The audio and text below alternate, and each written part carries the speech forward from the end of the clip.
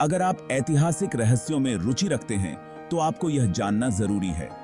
इस चैनल पर हम ऐतिहासिक रहस्यों के बारे में बात करते हैं।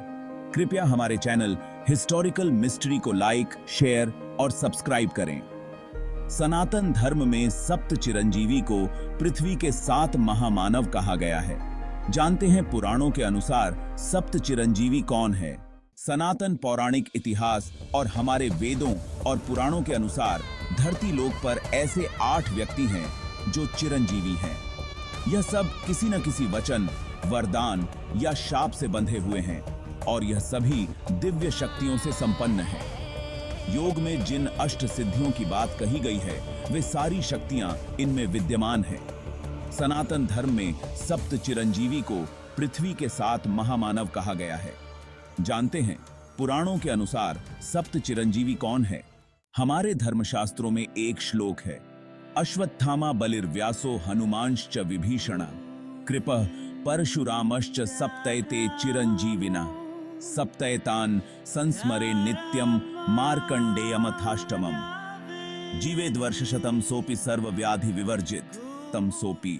इस श्लोक की प्रथम 2 पंक्तियों का अर्थ है कि अश्वत्थामा, बलि, व्यास, हनुमान, विभीषण, कृपाचार्य और भगवान परशुराम ये 7 महामानव चिरंजीवी हैं। तथा अगली 2 पंक्तियों का अर्थ है कि यदि इन 7 महामानवों और 8वें ऋषि मार्कंडेय का नित्य स्मरण किया जाए तो शरीर के सारे रोग समाप्त हो जाते हैं और मनुष्य को 100 वर्ष की आयु प्राप्त होती है। महर्षि परशुराम भगवान विष्णु के 6ठे अवतार हैं।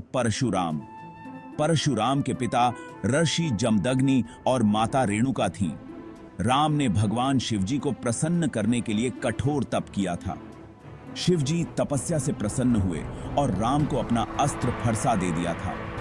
तब से राम परशुराम बन गए। इनका जन्म हिंदी पंचांग के अनुसार वैशाख मास के शुक्ल पक्ष की तृतीया को हुआ था। इसलिए वैशाख मास के शुक्ल पक्ष में आने वाली तृतीया को अक्षय तृतीया कहा जाता है। भगवान परशुराम श्री राम के पूर्व हुए थे, लेकिन वे चिरंजीवी होने के कारण श्री राम के समय में भी रहे। परशुराम ने 21 बार पृथ्वी से समस्त धर्म विमुख क्षत्रिय राजाओं का अंत किया था। राजा बलि देवताओं पर चढ़ाई करने राजा बलि ने इंद्रलोक पर अधिकार कर लिया था। राजा बलि के घमंड का हनन करने के लिए भगवान ने ब्राह्मण का भेष धारण कर राजा बलि से 3 पग धरती दान में मांगी थी।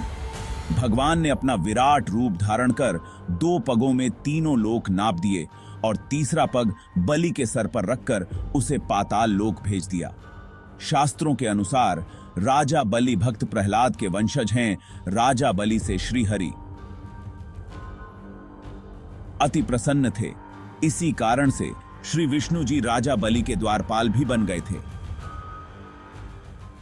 अंजनी पुत्र हनुमान को भी अजर अमर रहने का वरदान मिला हुआ है। यह राम के काल में राम भगवान के परम भक्त रहे हैं। महाभारत में प्रसंग है कि भीम उनकी पूंछ को मार्ग से हटाने के लिए कहते हैं तो हनुमान जी कहते हैं कि तुम ही हटा लो, लेकिन भीम अपनी पूरी ताकत लगाकर भी उनकी पूंछ नहीं हटा पाता है।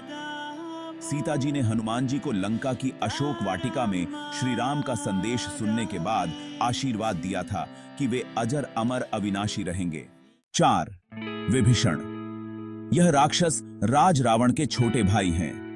विभीषण जी श्री राम के अनन्य भक्त हैं। जब रावण ने माता सीता हरण किया था तब विभीषण ने रावण को श्री राम से शत्रुता न करने के लिए बहुत समझाया था।